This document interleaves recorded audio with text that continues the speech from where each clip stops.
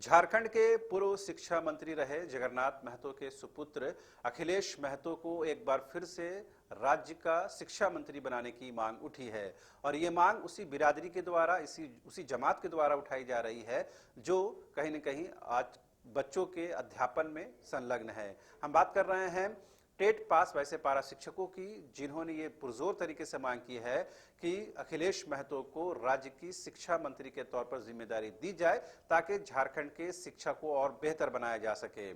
दरअसल शिक्षकों की ये मान्यता है कि अगर अखिलेश महतो राज्य की शिक्षा मंत्री के तौर पर कामकाज करेंगे तो उनका जो वेतनमान का जो मसला है, जो डिमांड है, वो पूरा हो जाएगा। ये उनका अपना मंतव्य है। इस विषय पर बात करने के लिए हमारे साथ मौजूद है हमारे सहयोगी मदन। एक बार फिर से शिक्षकों की तरफ से ये मांग उठना, ये क्या और कहीं ना कहीं सरकार पर दबाव या प्रेशर बनाने के लिए उठाया गया है? नहीं, प्रेशर इसको आप नहीं कह सकते हैं, लेकिन ये कह सकते हैं कि उनकी भावना है कि वो चाहते हैं कि अगर फिर से जगन्नाथ महतो का जो एक तोहफा मिला पारा शिक्षकों को, वो ये चाहते हैं कि अब उसको आगे बढ़ाने के लिए उनका पुत्र जिम्मेदारी ले। और उसका तर्क ये है, उनका ये तर्क है कि जिस तरह से शिक्षा मंत्री जगन्नाथ महतो कामकाज कर रहे थे और वो अस्वस्थ थे, तो उस दौरान उनके कामकाज को लगभग उनके बेटों ने संभाला, तो इस दौरान उनको अनुभव प्राप्त हुआ है। ये उनका कहना है पारा शिक्षकों का कि वो उस अनुभव का उपयोग मंत्री के तौर पर कर सकते हैं और पारा शिक्षकों की जो समस्या है, जो समाधान है, उससे वो भली भांति अवगत है, तो इसलिए वो शिक्षा के काम में बेहतर परफॉर्मेंस अपना दे सकते हैं। ठीक है, तो पहले वो बाइट आपको सुना देते हैं जो शिक्षा मंत्री के तौर पर अखिलेश महतो को देखना चाहते हैं, ताकि उस बाइट को सुनने के बाद आपको अंदाजा लगे कि आखिर में जो शिक्षकों की क्या मंशा है, उनका क्या मंतव्य है। पहले आप उस बाइट को सुन लीजिए। मुझे पूर्ण विश्वास है कि वह मंत्री जी के साथ में रह करके आधा अधूरा काम पूरा सीख चुके हैं और वह LLB अभी कर रहे हैं और ग्रेजुएशन वो पास हैं। मुझे पूरी उम्मीद है कि जब अनपढ़ लोग मुख्यमंत्री चला सकते हैं तो BA और LLB किए हुए हैं अखिलेश महतो जी, पूर्ण रूप से यह झारखंड के शिक्षा मंत्री के लायक है और इन्हें ही शिक्षा मंत्री दिया जाए और झारखंडी के लिए सबसे खुशी की बात है। तो आपने सुना किस तरह से शिक्षकों ने साफ तौर पर कहा कि अखिलेश महतो को राज्य के शिक्षा मंत्री के तौर पर मौका दिया जाना चाहिए। हालांकि ये तो मुख्यमंत्री के कार्यक्षेत्र में है कि वो इनको कैबिनेट मंत्री के तौर पर अपने मंत्रिपरिषद में शामिल करते हैं।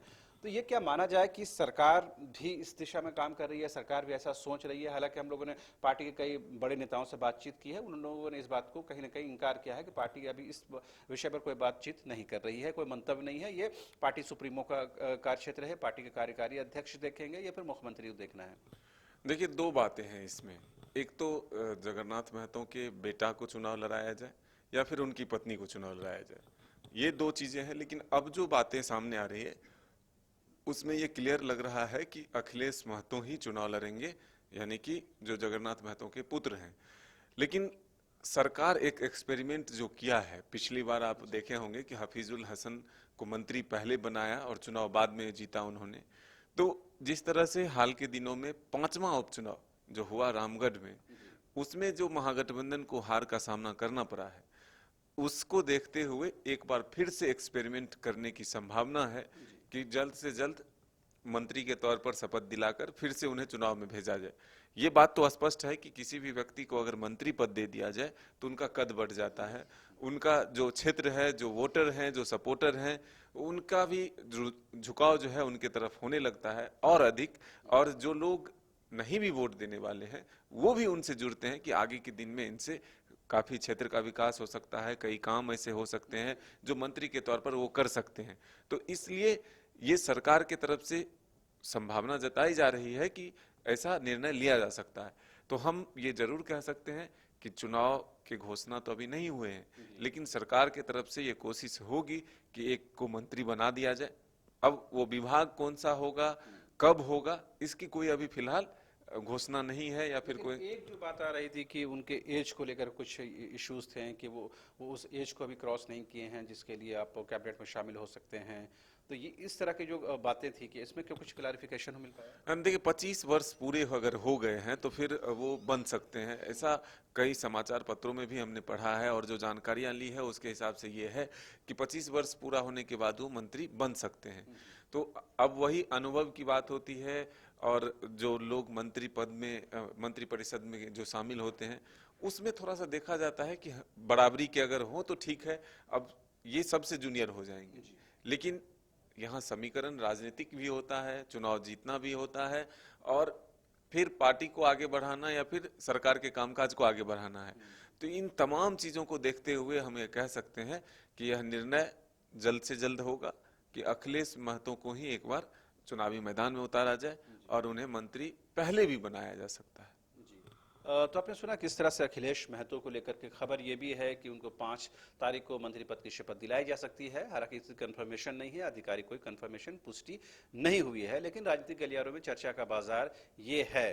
तो ये माने कि 2024 से पहले ये जो बाई इलेक्शन होगा डुमरी का, ये कहीं ना कहीं जनता की नब्ज को समझने के लिहाज से इंपॉर्टेंट होगा, लिहाजा सरकार कोई रिस्क नहीं लेना चाहती है। बस यही महत्वपूर्ण है कि जिस तरह से रामगढ़ उपचुनाव में हार का सामना करना पड़ा है, इसके बाद जो ये आखिरी हम इसलिए कह रहे हैं कि अब कम वक्त बचा है, चुनाव में 1 साल का वक्त है और भगवान ना करे किसी को कुछ ऐसा हो जिससे कि उपचुनाव का सामना करना पड़े।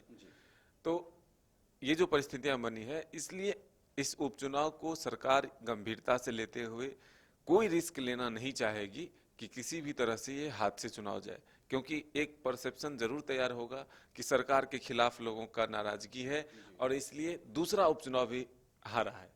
हालांकि 4 उपचुनाव में लगातार जीत के बाद एक ब्रेक जरूर लगाया है 5वें उपचुनाव में रामगढ़ में एनडीए की तरफ से हम कहें आजसू और बीजेपी ने।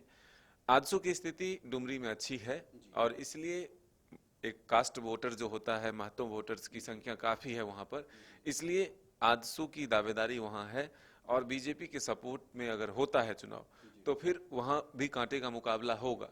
इसीलिए एक नया जो कहते हैं ना एक्सपेरिमेंट जो पहले हेमंत सोरेन ने कर लिया है, फिर से दोबारा उसको वहां पर अप्लाई करने की कोशिश करेंगे कि उनको मंत्री बना दिया जाए और फिर चुनावी मैदान में भेजा जाए, जो उनका वेटेज ज्यादा हो और वो फिर आसानी से चुनाव जीते और जो सरकार और महागठबंधन को जो एक चुनाव से पहले यानी कि 2024 से पहले एक ऊर्जा मिले, मनोबल बढ़े कि भाई हमने जो काम किया है उसका लोग समर्थन कर रहे हैं, चाहे वो 32 को लेकर के फैसला हो या फिर सरना कोड हो या फिर ओबीसी को 27% आरक्षण है या फिर अब एयर एम्बुलेंस हो, पेट्रोल पर सब्सिडी हो या 15 लाख राशन कार्ड हो या यूनिवर्सल पेंशन हो, ये तमाम जो योजनाएं हैं उसको लेकर के ये जनता तक मैसेज जाएगा कि भाई सरकार ने जो काम किया उसका रिजल्ट मिला है, लोगों का सपोर्ट मिला है।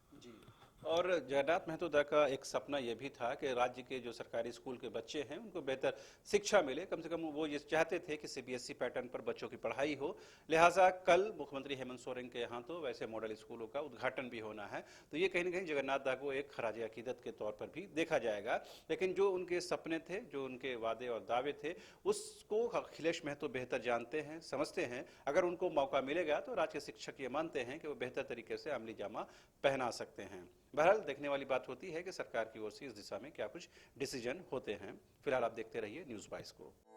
4 धामों में से एक रामेश्वर धाम सहित तिरुपति बालाजी, कन्याकुमारी, मदुरई, मां मीनाक्षी देवी और श्री मल्लिकार्जुन ज्योतिर्लिंग का झारखंड में सबसे कम दर पर सब परिवार दर्शन लाभ का अनुपम अवसर।